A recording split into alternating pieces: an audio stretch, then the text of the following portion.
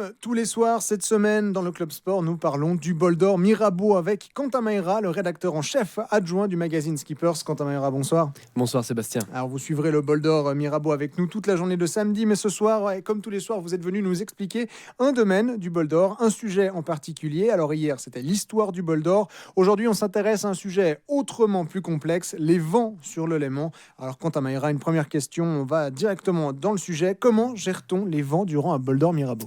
Eh bien Sébastien, la Bise, le Sud-Ouest, le Joran, ça vous dit peut-être quelque chose, mais qu'en est-il de la Vaudère, du Séchard, du Morget, du Mollan, de la Molène, du Bornand, du Biran, de la Chamoisine ou encore du Bisoton? Alors, Bise et Sud-Ouest, oui, ça me parle. Alors, le reste, j'avoue que j'ignore totalement de quoi il s'agit. Il y a vraiment autant de vent que ça ? Et même plus, la liste est longue, ce qui explique qu'un bol d'or Mirabeau, c'est rarement simple.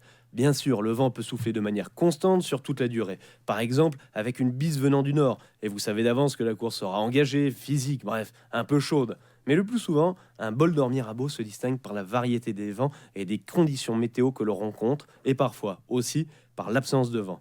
Bien maîtriser, bien connaître les différentes situations météo possibles le long de ce parcours de 160 km est un avantage de taille. Il faut donc connaître sa partition sur le bout des doigts pour des vents allant de 0 à 100 km/h. Et puis, il ne faut pas oublier non plus qu'un bol d'or Mirabeau, ça peut être très long. Et oui, ce qui laisse le temps à la météo d'évoluer. Il faut donc savoir l'anticiper. D'ailleurs, les nombreux changements de relief sont source de phénomènes locaux et souvent l'expérience fait la différence. Et vous parlez de phénomènes locaux. Quentin Maïra, est-ce que vous arrivez à nous en citer quelques-uns ? Un des plus connus, par exemple, la Vaudère, un vent qui descend dans le Haut-Lac depuis la vallée du Rhône. En cas d'orage sur les Alpes ou de Feune, un vent puissant est canalisé dans la vallée et frappe ensuite le lac. Il faut alors savoir placer le curseur au bon endroit, entre prudence et opportunisme, pour tirer le meilleur parti de ces vents soutenus. Ce qu'il faut retenir, c'est que nous avons des vents de gradient qui souffrent sous l'influence des différences de pression atmosphérique. Les vents dominants que sont la Bise et le Sud-Ouest principalement sont des vents qui sont établis. Vous avez également des vents tels que le Mollan, le Bornand ou le Joran, qui sont des vents d'orage potentiellement très violents et soudains. Ils sont difficilement prévisibles, donc mieux vaut garder les yeux ouverts et observer les nuages. Oui, donc vous nous avez parlé de vents gradient, de vents d'orage, de vents dominants, mais il y a encore une palette de vents dont on n'a pas parlé. Et oui, pour finir, on trouve une immense palette de vents que sont les vents thermiques qui soufflent de manière inversée entre le jour et la nuit. Ces brises apparaissent en fonction des différences de température entre l'eau et la terre. En gros, c'est ce qui vous reste comme vent quand vous n'avez plus rien.